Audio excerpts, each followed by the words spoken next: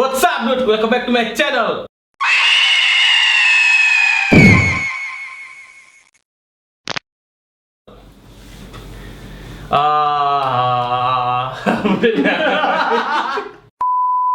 Oke, kembali lagi bersama saya Wawan Dudut dan teman saya Gung Raka.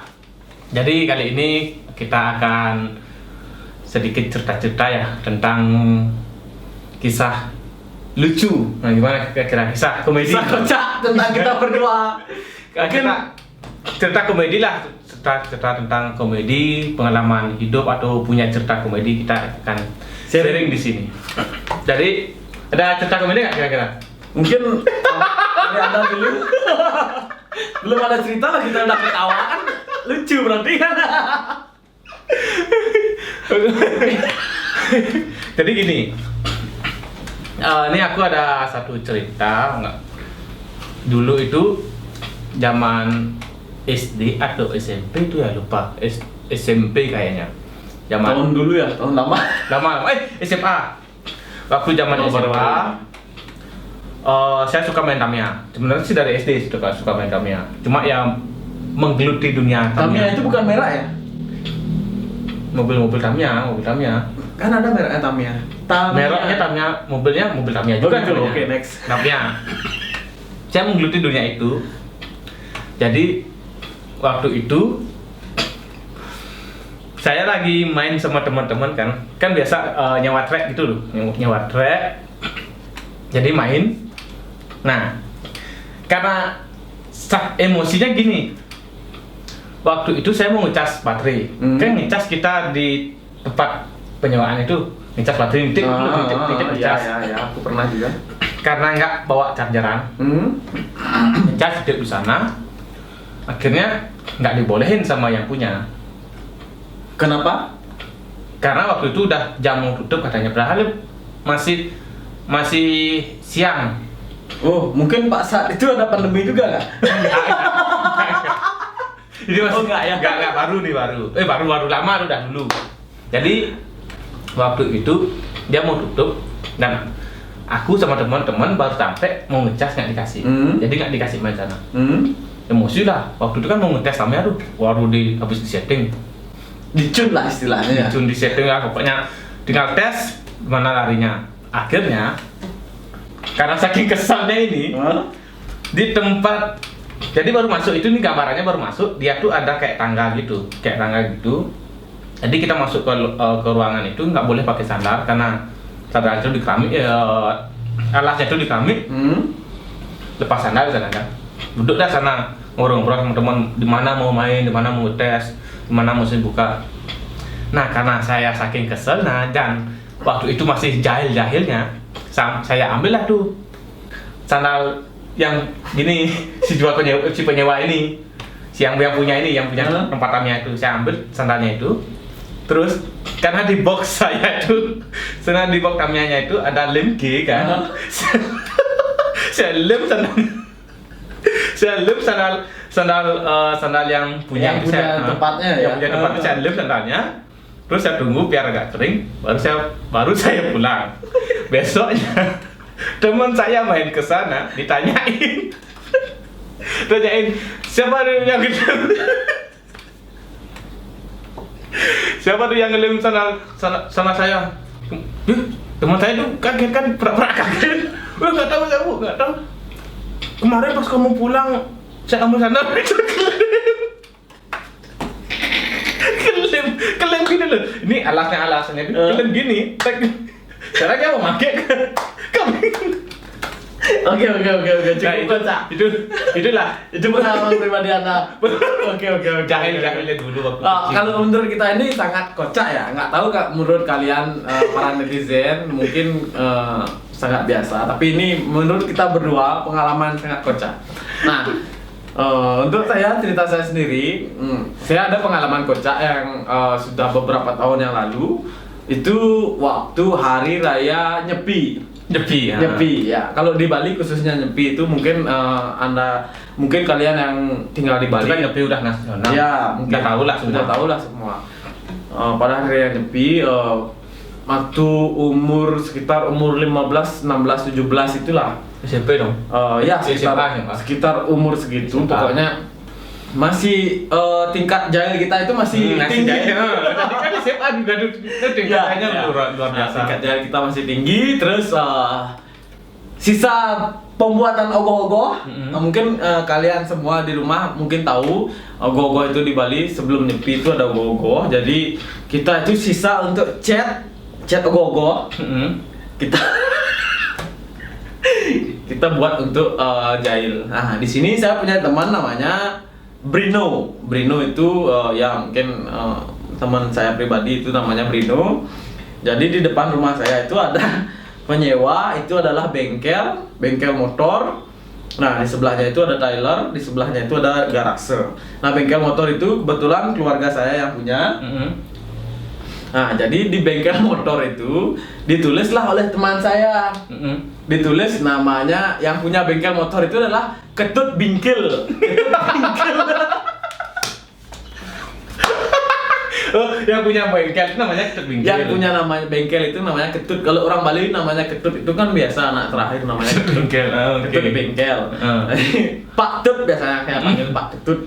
Itu nanti nah disitulah punya saya teman. Jadi dia chat lah di sana namanya Ketut Bingkil gitu.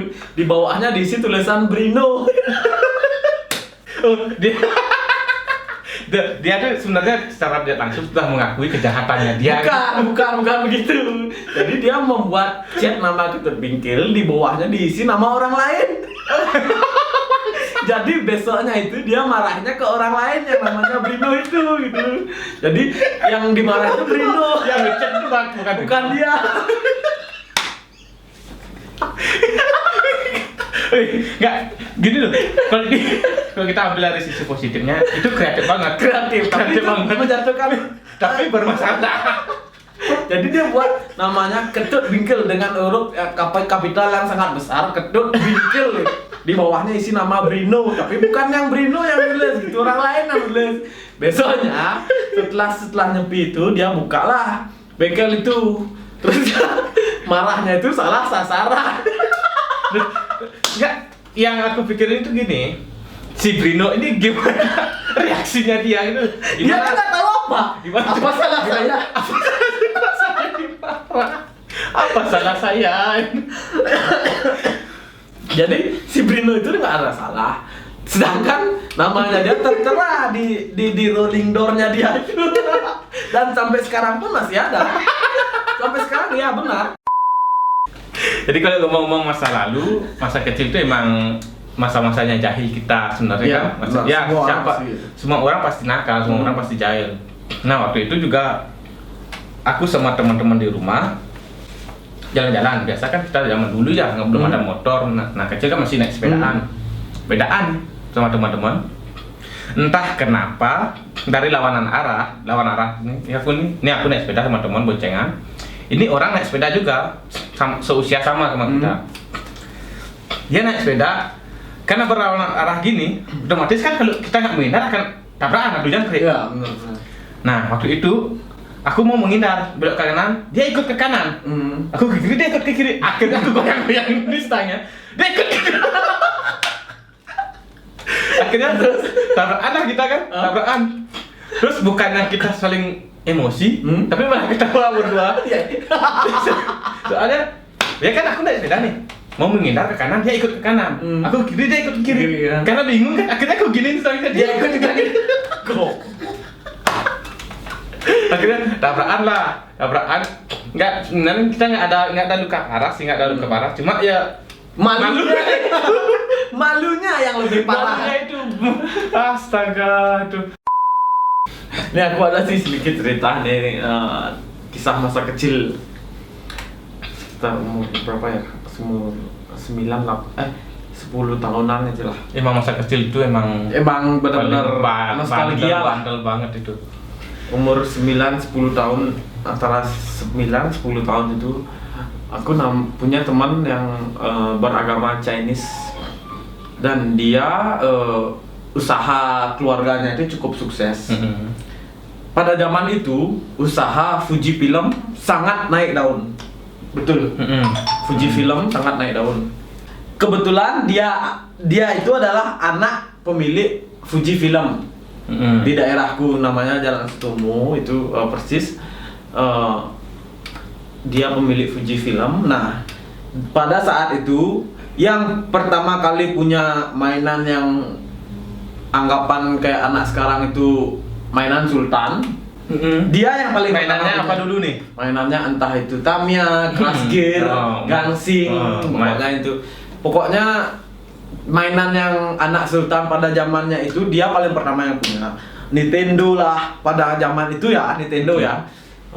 Dia yang paling pertama punya. Nah, Nintendo zaman dulu udah Nintendo aku numpang-numpang kok. udah mewah banget hidup. Nah, pada suatu hari si anak yang punya Fuji Film ini punyalah niatan untuk mentraktir temannya. Terus Pada saat itu ada yang namanya karena dia merasa sultan tuh ya mungkin ya. mall yang dekat rumah saya yang sudah sekarang bangkrut, bukan bangkrut, ada sedikit masalah. Pada saat itu si anak yang punya Fuji Film ini orang Cina, bukan bermaksud rasis. Bukan rasis ya. Tapi ini memang cerita. Ya, memang cerita real aslinya ternyata. Anak seorang pemilik Fuji Film, dia meminta uang kepada orang tuanya. Jadi nggak dikasih, modelnya nggak dikasih, dia minta uang. Nah, punyalah dia inisiatif karena dia tahu nomor apa namanya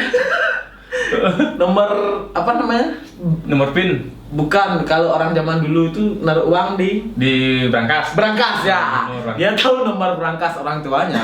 Pada saat itu uang 40.000. Wih, sudah gila.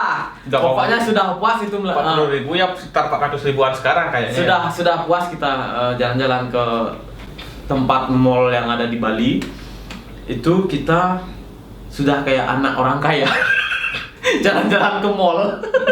Kecil-kecil ya. Waktu kecil kita jalan-jalan ke mall gitu. Waktu kecil. Nah, di sanalah dia punya punya inisiatif untuk mencuri uang orang tuanya. Nah, ini balik cerita lagi masa kecil ya. Balik lagi ke kreatif kita ya. Kita tuh sebenarnya dari kecil tuh kreatif sebenarnya, cuma bermasalah. Tapi ini jangan ditiru ya di rumah. Ini cerita masa kecil kita. Ini bandel lah, ini bandel lah. Tidak patut untuk ditiru. Jadi dia mencuri uang untuk mentraktir teman-temannya. Nah, setelah sesampainya di sebuah mall tersebut, bukannya uangnya dipakai belanja, tapi uangnya tetap di kantong. Terus Barang yang di mall itu dimasukin ke kantong juga.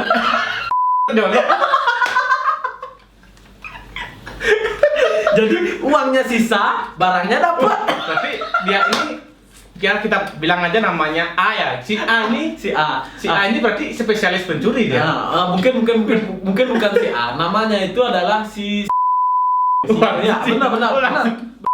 Saya buka namanya. Mungkin ingat dengan saya, Agung Raka di Jalan Sutomo ya. Si namanya ya. Udah nyolong uang orang tua, nyolong dagangan orang. Dosanya itu, Pak. Nah, kita jalan-jalan ke mall, yang kita colong itu nggak tanggung-tanggung. Kayak pas bunga, yang nggak penting-penting menurut kita colong. Jadi orang nyolong bangga, Pak. Ini orang nyolong bangga. Itu pada masanya lah.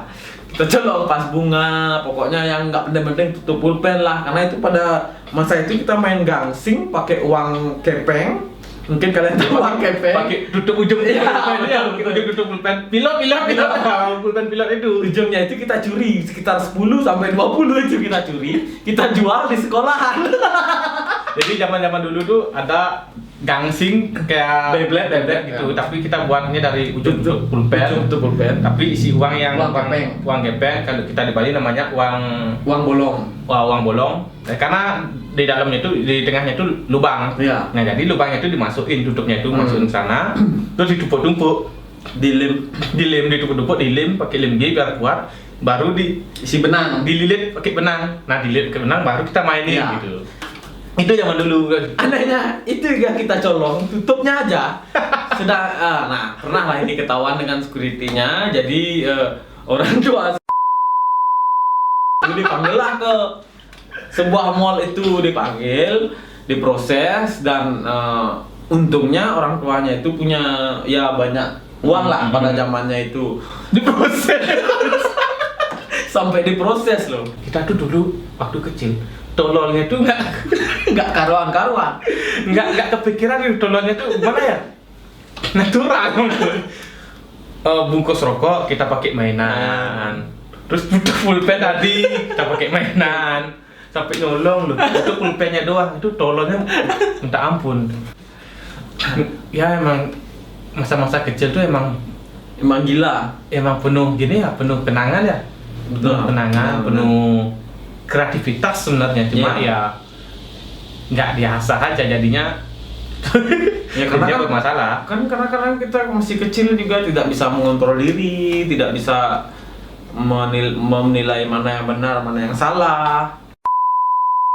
Jadi ada lagi nggak nih ceritanya? Mungkin itu aja dulu biar nggak terlalu panjang durasinya, nanti Ya, next kita- kita part 2 ya. Next, ya ada. Ntar lanjut lagi ke video selanjutnya, dan jangan lupa like, comment, dan subscribe tetap video ini agar kita tetap semangat buat video dan makin kreatif. Masa anak dulu waktu kecil kreatif, sekarang enggak sih? Ya. Harus tetap dikembangkan kreativitas itu. Sekian dari saya. Mohon maaf jika ada salah kata. Terima kasih. Terima kasih.